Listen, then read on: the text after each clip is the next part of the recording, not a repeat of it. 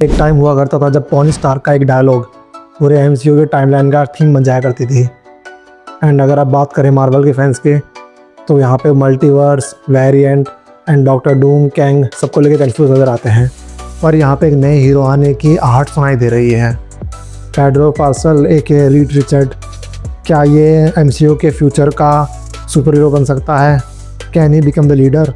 आज इसके बारे में बात करेंगे। साथ में एमसीयू के फेज 6 एंड फैंटास्टिक 4 का जो हिडन डिटेल्स है एंड हिडन फ्यूचर है उसके बारे में डिस्कस करेंगे।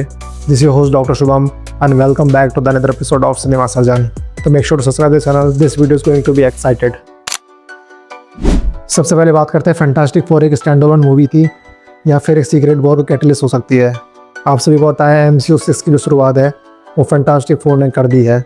एंड काफ़ी लोगों को ये जो एमसीयू का टेक लगता है काफ़ी ज़्यादा रिफ्रेशिंग लगता है कंपेरिजन टू जो रिसेंट जो फॉर्मूला रहा है मल्टीवर्स, वेरिएंट एंड काफ़ी चीज़ों का। यहाँ पे आपको लगता है कि this movie is self content adventure and एक स्टैंड अलोन स्टोरी तरह फील होती है। बट इसका मतलब ये नहीं है कि बहुत लेस इंपॉर्टेंट मूवी है। ये मूवी कहीं ना कहीं आपको फाउंडेशन स्टोन रखता है एवेंजर डॉक्टर डूम के लिए। एंड अगर डीपर इसके अंदर फोकस किया जाए तो दिस मूवी के थ्रू यहाँ पे एक ऐसा कैरेक्टर बिल्ड किया जा रहा है जो कि लॉन्ग टर्म तक रह सकता है। सेम जस्ट लाइक जिस तरीके से फेज़ 1 और फेज़ 2 के अंदर आयरन मैन एंड हमारे स्टीव रॉजर रहे थे। अब हम आते हैं दूसरे सवाल के अंदर, क्या रीड रिचर्ड हमारा नेक्स्ट एवेंजर लीडर बन सकता है?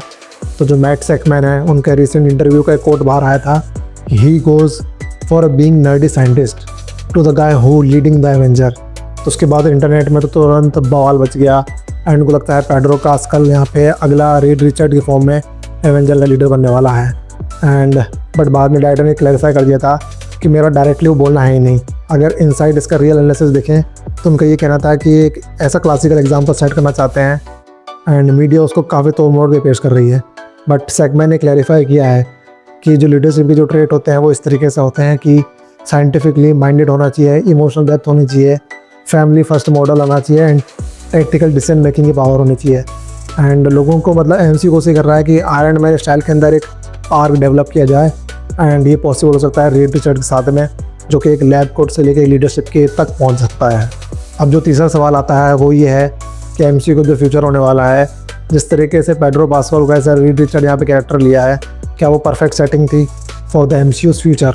तो उसका जवाब यहाँ पे सेगमैन ने इंटरव्यू में दिया है कि पेड्रो पास्कल को पेश करते हुए बोला है कि he has emotional death, he is specificity as a scientist and parents की वल्नरेबिलिटी नज़र आती है एंड साथ में being a loving partner.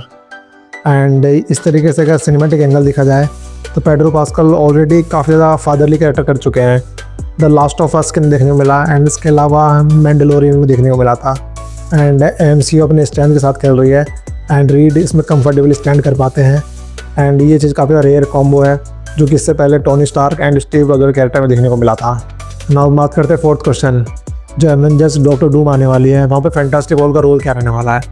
And आपको ऑलरेडी पता है कि डॉक्टर डूम स्पेसिफिकली एक रिवाइवरी है against our read Richard and ये बहुत पहले चलता आ रहा है। तो इसका मतलब ये तो क्लियर हो जाता है कि डॉक्टर डूम यहाँ पे सेंट्रिक प्लॉट के अंदर होने वाले हैं।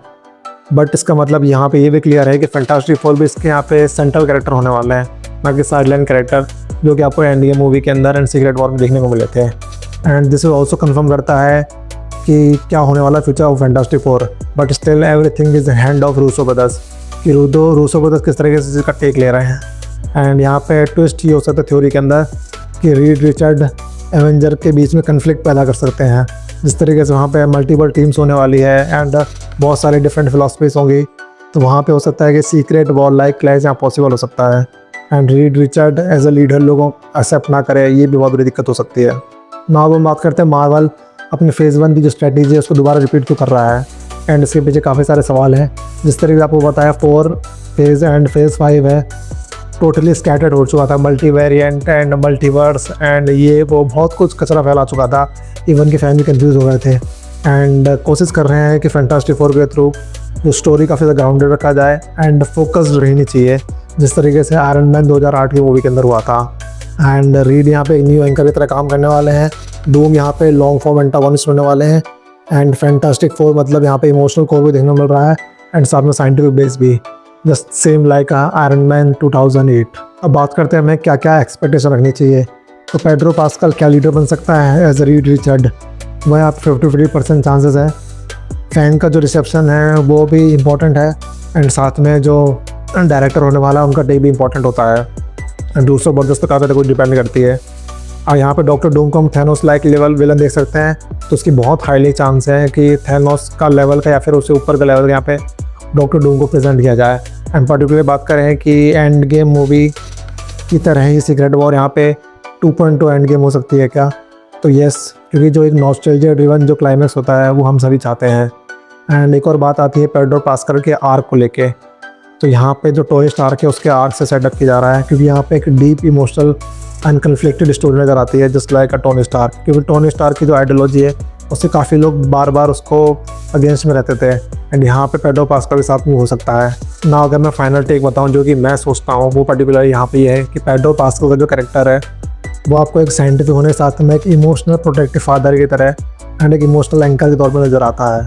एंड ये सेम खूबी आपको टोनी स्टार्क में देखने को मिलती है, जो कि अपने इंटेलेक्चुअल लेवल एंड हार्ट दोनों को बैलेंस करके चलता है।